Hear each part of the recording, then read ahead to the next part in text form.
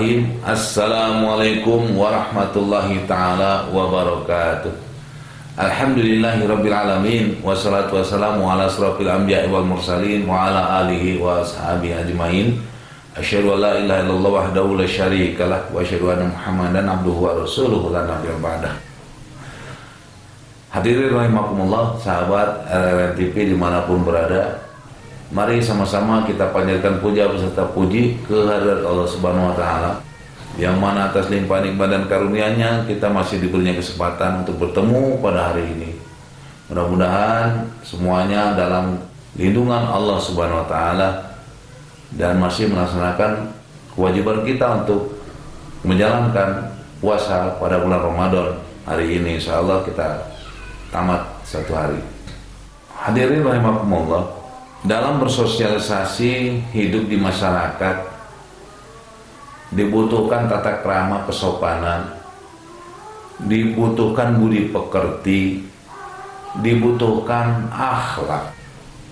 Sebagaimana Rasulullah SAW memberi pelajaran kepada kita semua bagaimana cara berakhlak ketika menghadapi orang banyak, ketika menghadapi orang sedikit, ketika menghadapi keluarga, dan ketika berhadapan dengan siapapun, mampu untuk berakhlak, mampu mengimbangi tata krama yang ada di lingkungan ketika kita itu datang. Rasulullah SAW bersabda, "Innama bu'ithu li'utamimma makarimal akhlak." Sesungguhnya aku, kata Rasulullah SAW, diutus hanya untuk menyempurnakan akhlak. Makarimal akhlak hanya untuk menyempurnakan kemuliaan akhlak. Seperti yang kita ketahui bersama bahwasanya akhlak ini berasal dari bahasa Arab, yaitu asal kata dari al-khuluq. Al-khuluq mempunyai arti watak atau tabiat. Secara istilah, menurut Ibnu Maskawi, akhlak adalah sesuatu keadaan bagi jiwa yang mendorong ia melakukan tindakan-tindakan dari keadaan tanpa melalui pemikiran dan pertimbangan. Nah, sementara keadaan itu kan terbagi dua. Ada yang berasal dari tabiat aslinya, ada juga yang berasal dan diperolehnya dari hasil kebiasaan yang dilakukan berulang-ulang. Itu tabiat. Sementara hadirin rahimakumullah, akhlak itu bisa kita pakai, bisa kita tunjukkan kepada siapapun. Nah, sebelum kita menunjukkan, memakai akhlak kita keluar daripada rumah kita, akhlak di lingkungan kita, alangkah baiknya kita tata dulu akhlak di dalam rumah kita. Bagaimana seorang anak berakhlak kepada orang tua, bagaimana seorang ayah berakhlak kepada keluarganya, kepada istrinya, kepada anaknya, bagaimana seorang istri berakhlak kepada suaminya, berakhlak kepada anaknya. Nah, tata krama, kesopanan atau akhlak yang disebutkan tadi, inilah yang harus dimuliakan, inilah yang harus kita mengikuti untuk menyempurnakan akhlak itu. Sebab Rasulullah SAW diutus untuk menyempurnakan akhlak. Kita harus memakai akhlak tersebut. Jangan sampai Rasul mengajarkan akhlak kita tidak memakainya, hanya kita pakai kadang-kadang ketika kita bertemu dengan orang yang simpati dengan kita berakhlak sopan santun, tata krama yang indah. Tapi apabila kita bertemu dengan orang yang kita tidak senangi misalnya, nah, tidak ada kesopanan, tidak ada tata krama. Bahkan bisa saja dipraktekkan di dalam rumah tangga masing-masing. Bagaimana tata cara menghadapi tamu yang datang, bagaimana caranya menghadapi orang yang bertanya, bagaimana menghadapi orang yang mengantarkan barang.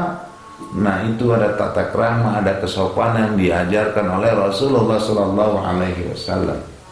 Nah, di dalam rumah tangga, menyambung daripada pertemuan kita kemarin, bagaimana tata krama atau akhlak yang kita tunjukkan kepada orang tua kita ketika berada di dalam lingkungan rumah tangga.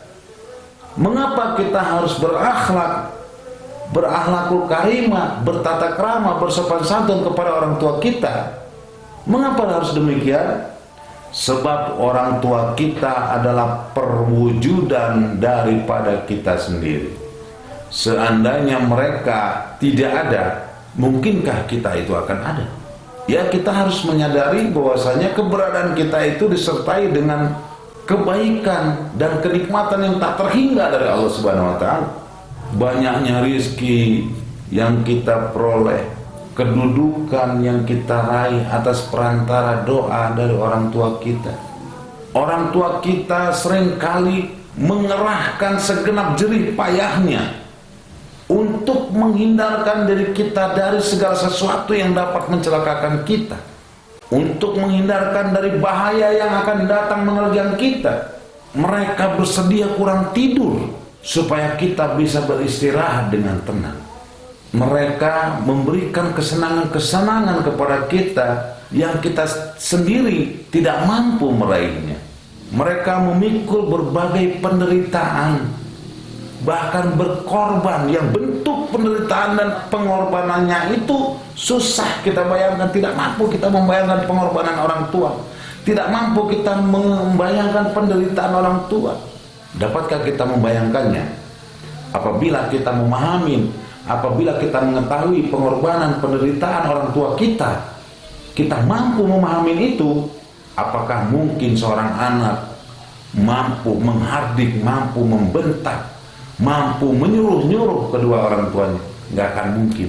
Kalau seandainya anaknya memahami, mengetahui penderitaan dan pengorbanan yang telah dilakukan oleh orang tuanya.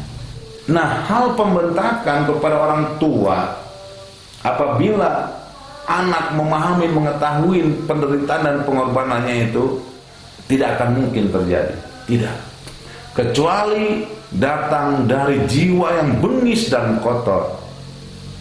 Kecuali seseorang tidak mempunyai iman sedikit pun, tidak memahami akan penderitaan, akan perintah dari Allah Subhanahu wa taala.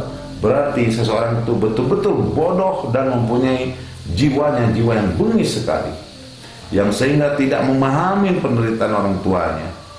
Oleh karenanya, hadirin rahimakumullah, mari sama-sama kita mulai belajar membaktikan diri, bahkan lebih membaktikan diri kepada orang tua kita lewat ajaran-ajaran yang telah kita terima, lewat sunnah yang telah kita pelajarin dari Rasulullah SAW dan dari tayangan-tayangan sebelumnya tentang pembaktian diri kita kepada kedua orang tua kita. Nah, mudah-mudahan bakti diri kita kepada orang tua kita membawa rahmat, membawa berkah kepada kita semua, yang sehingga orang tua kita ridho, dan insya Allah Allah juga ridho kepada kita semua. Demikian, semoga bermanfaat.